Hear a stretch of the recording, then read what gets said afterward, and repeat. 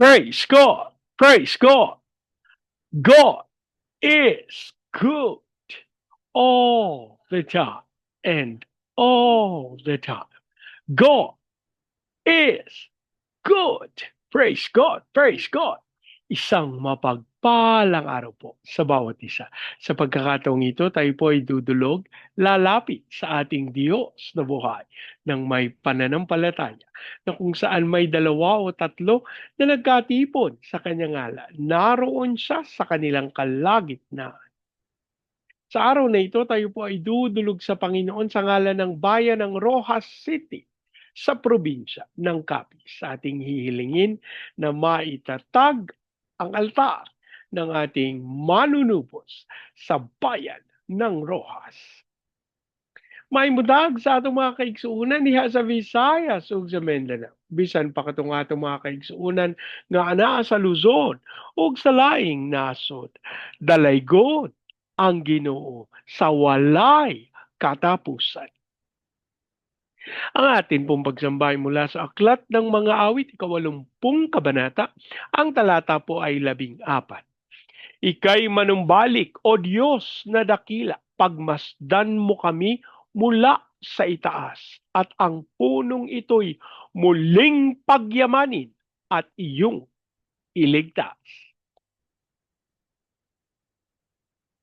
Ika'y manumbalik, O Diyos na dakila, pagmasdan mo kami mula sa itaas. Ika'y manumbalik, O Diyos na dakila, pagmasdan mo kami mula sa itaas. At ang punong ito'y muling pagyamanin at iyong iligtas. At ang punong ito'y muling pagyamanin at iyong iligtas.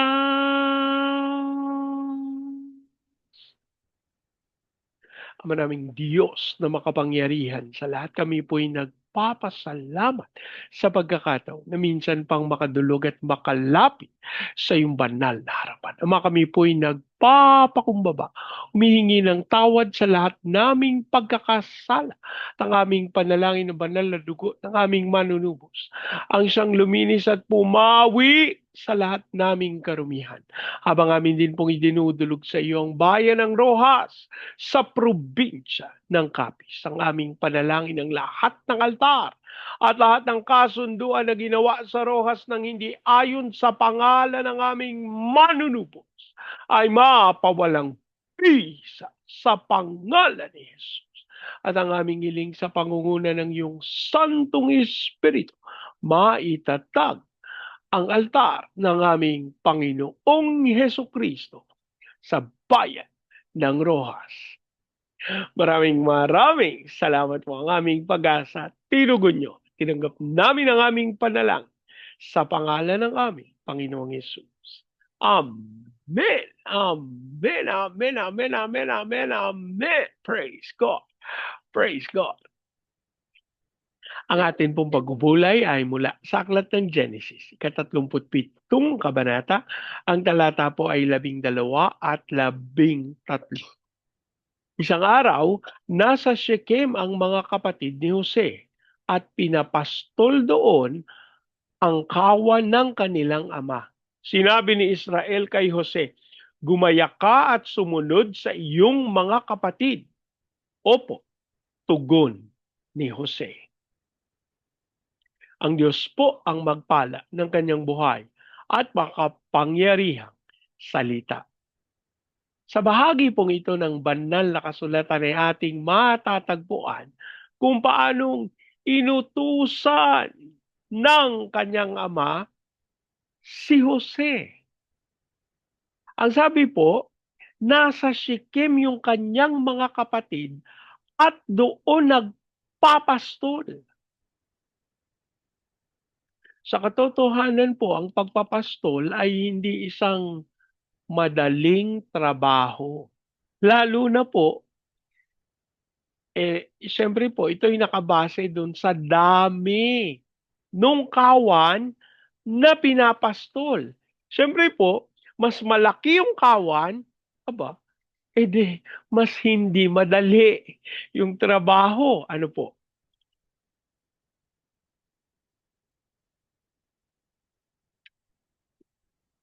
At kung ating mapapansin, ang ginawa, ilan yung kapatid ni Jose? 10 yung, hindi naman po sinabi yung bilang, pero dahil mga kapatid, most likely, yung mga nakatatandang kapatid niya, eh, para ipagkatiwala sa 10, di ba po? Ang sinasabi nito, napakadami po nung kanilang inaalagaan na kawan. Ito po patunay ng pagpapala ng Diyos kay nunong Israel. At kanyang inutusan si Jose, gumaya ka at sumunod sa iyong mga kapatid. Alam niyo po doon sa mga naunang talata, ating natagpuan kung paanong ipinagbibigay alam ni Jose sa kanilang ama kung ano yung mga pinagagagawa ng kanyang mga kapatid. At alam niyo po, samantalang sa iba, tatawagin ito na Totoy Bibo. Bibo ka no? Nagsusumbong ka. Di ba po? No? Tatawagin nila na maano ka, kung ano yung mga salita, no? Hindi tayo updated sa ganyan. Pero, most likely, binubuli nila si Jose dahil nagsusumbong siya. Kaya, siya'y inutusan ng kanyang ama. Puntahan mo. Tignan mo kung ano ang ginagawa ng iyong mga kapatid. Alam niyo po, yung tugon ni Jose, yung agad na tugon ng sabi niya, opo, nagpapatunay ng kanyang kahandaan na ganapin, sundin ang naisin ng kanyang ama. Kamusta ka ba, kapatid? Oo, ikaw nga. Gaano na ba katagal yung iniuutos ng Panginoon sa iyo na hanggang ngayon hindi mo masunod-sunod? At hindi lang basta hindi mo masunod, hindi ka sumasagot. Alam niyo po ang pagsunod ay pinapangunahan ng pagsagot. Kapag tayo yung mga lingkod ng Panginoon at hindi tayo sumasagot sa ating Panginoon, baka may iba tayong Panginoon.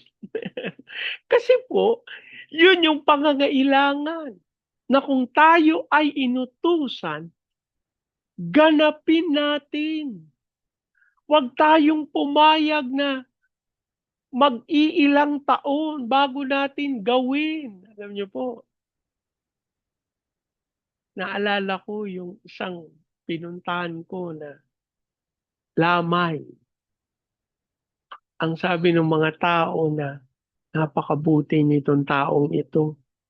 Pero muntik nang maglingkod sa Panginoon. Hindi niya nagawa kasi napakarami niyang takot. Na baka kapag sinunod niya ang Panginoon, ano nang sasabihin ng kanyang pamilya? Paano na yung kanyang... Kasi alam niyo po, tayo'y tinuruan. Yung natanggap natin na katuruan, nung una, kapag tinawag ka ng Panginoon, nangangahulugan ito ng paghihirap. Bakit? Kasi nakikita natin yung mga kasalukuyang mga sumusunod sa Panginoon. Mga butas ang bulsa. Yung mga kasalukuyang sumusunod sa Panginoon, parang mga mawalang galang na timawa. Bernie, napaka-sobra naman yan salitang ginagamit mo. Kasi po, alam nyo, hindi natin maikakaila kung ano yung gusto nung kanilang sinusundan, ginaganap nila. Kakalungkot po. Habang sumusunod sa Panginoon. At batid naman natin na yung kanilang mukhang pinapanginoon ay hindi gumaganap ng kalooban ng Diyos. Kaya babalik tuloy tayo sa kaisipan. Ano bang mas mahalaga, ang batas o ang pamumuhay? Kasi maraming mga tao ang nagsasabing hindi daw marapat yung batas. Kasi ito daw ay sumisikil sa kalayaan ng mga mamamayan. Sa katotohanan po, hindi yan tama. Yang kaisipan na yan. Sapagkat ang batas ang naghahatid ng katwiran upang masunod at maganap ng mamamayan ang katotohanan ang nararapat. Mga kapatid, ako po'y nananalig na ang panawagan ng Panginoon para sa atin sa araw na ito. Sundin at ganapin ang kalooban ng Diyos. Sa pagkakataon na hindi natin masunod, na hindi natin magawa, na hindi natin malakaran yung kalooban ng Diyos, kailangan nating magpakumbaba sa Panginoon at idalangin sa Kanya na bigyan tayo ng pagkakataon na masunod at maganap ang Kanyang dakilang kalooban. Kapatid, kaibigan, ako'y nananalig na hindi aksidente, na ako'y naririnig mo. Mawalang galang na sa iyo, pero ibinulong sa akin ng Panginoon. Ang palayaw mo ay Jonah. At gusto ko ipaalala sa iyo kung ano ang nangyari kay Jonah nung hindi sumunod sa inuutos ng Panginoon.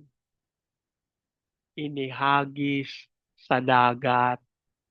At matapos yon, nilulon ng pagkalaki-laking isda. Kung ang pakiramdam mo sa kasalukuyan, kapatid, bakit parang hindi ako makaalis kung nasaan ako? Bakit parang nahihirapan ako sa lugar na ito? Simple ang sagot ko sa iyo. Kasi nasa lugar ka ng paghanda ng Panginoon para sa paglabas mo sa Ninive. Congratulations. At ngayong oras na ito, magtapat tayo sa Panginoon. Aminin mo yung pagkakamali mo na hindi mo sinunod at ginanap ang utos ng Panginoon.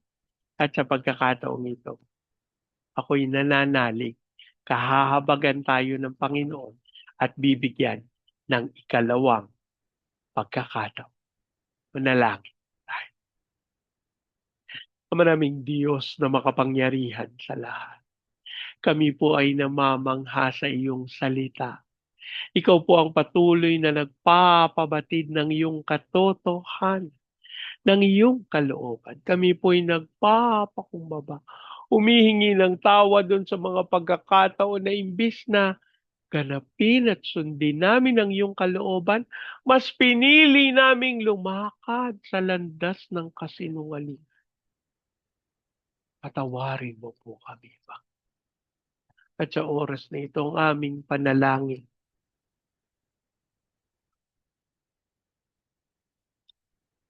tunay na aming maranasan ang iyong pagsama at pagkilos sa aming mga buhay. Ama, kami po'y ihatid mo sa landas ng katwiran, sa landas ng katotohanan, at sa landas ng kabanalan. Sa ganitong paraan, lalakad kami sa iyong naisin at masusunod ang iyong dakilang kalooban.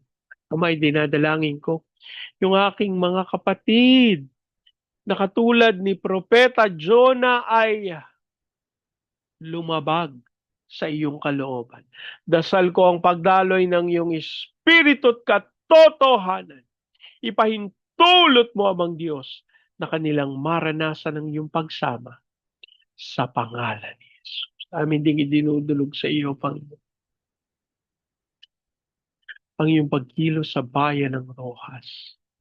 Ang aming panalangin, ang katawan ng aming Panginoong Jesucristo ay magkaroon ng pagkakasa, unawaan, at magkaroon ng pagdaloy ng patawaran habang patuloy na nagaganap ang pagmamahal na nagmumula sa iyo. Dalangin namin na sa pangunguna ng iyong Santong Espiritu, maitatag ang alta ng aming manunubos sa bayan ng Rojas. At sa pangalan ni Jesus, kami po'y nananalig na sa altar ng aming Panginoong Jesus ay maaring maghandog ng pagpupuri, pagsamba, at ng handog na alay. Amin ding dinadalangin na dumaloy ang kapangyarihan na ipinagkaloob mo sa Rojas, na dumaloy sa Baguio City, Cagayan de Oro, Legazpi, Lipa, Manila, Pampanga, Pateros. Ilusan mo po ng may kapangyarihan ang mga bayang ito. Dumaloy ang iyong kapangyarihan, kaluwalhatian. Dasal namin na ang Santong Espiritu ang patuloy na magkaloob ng lahat mong pangangailangan. At Lord, ang aming pananampalataya,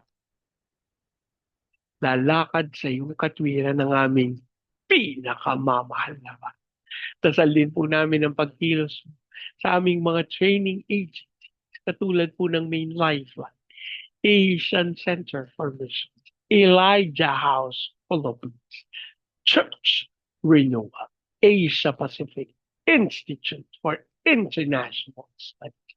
Dasal namin ang kapangyarihan ng Santong Espiritu ang bumaba sa bawat ministeryo at ganapin ang dakilang kalooban. As we also pray for the fulfillment of your purposes sa aming President Marcos, Vice President Duterte, sa Senado, Kongreso, Judiciary, Military, Police, local government. We declare the fear of the Lord na maghari sa amin. At ang aming panalangin, walang kasinungalingan ng kawayang hindi malantad, bagkus mahusgahan ang nararapat. Lord, you also pray sa mga bansa ng Vietnam, Cambodia, Myanmar, Laos, Thailand, Malaysia, Singapore, Indonesia, Brunei. Ilusan mo ng may kapangyarihan ng mga bayang ito at mapangyari ang dakilang kalooban mo. Hindi po sa Hong Kong, sa Macau, sa Taiwan, dasal namin ang pagdaloy ng fire of revival. Kaya din sa China, sa Japan, sa South Korea, North Korea, Brazil, Russia, at Amerika. Kami po'y nananalig ang kapayapaan. Ipinagkaloob mo na sa bansang Israel. Maraming salamat po. Inaangkin namin. Tinugon nyo. Tinanggap namin ang aming panalangin sa pangalan ng aming Panginoong Yesus. Amen. Amen. Amen. Amen. Amen. Amen. Amen. Praise God. Praise God. Lagi po nating tatandaan sa anumang pagsubok, problema, kahirapan, sakit, karamdaman. Tayo dudulog lalapit, tatawag sa Panginoon dahil sa Diyos walang imposible. Sa pagkakataong ito, yan niyo pong salitain kong basbas ng Panginoon sa inyo at sa inyong sambahayan. I declare the everlasting love of the Father. I declare the unending blessings of the Son. I declare the sweet, sweet, sweet fellowship of the Holy Spirit now and forever. I declare there's no house in life with parking, with a new vehicle, and with a flourishing business. In Jesus' name. Amen. Amen. Amen. Amen. Amen. Amen. Amen. Amen. Praise God. Praise God. Hanggang sa susunod po, sama-sama nating ideklara, Pilipinas, God bless you big time. And so we declare, to God be all the glory in Jesus' name. Amen. Amen. Amen. Amen. Amen. Amen. Amen. Praise God. Praise God.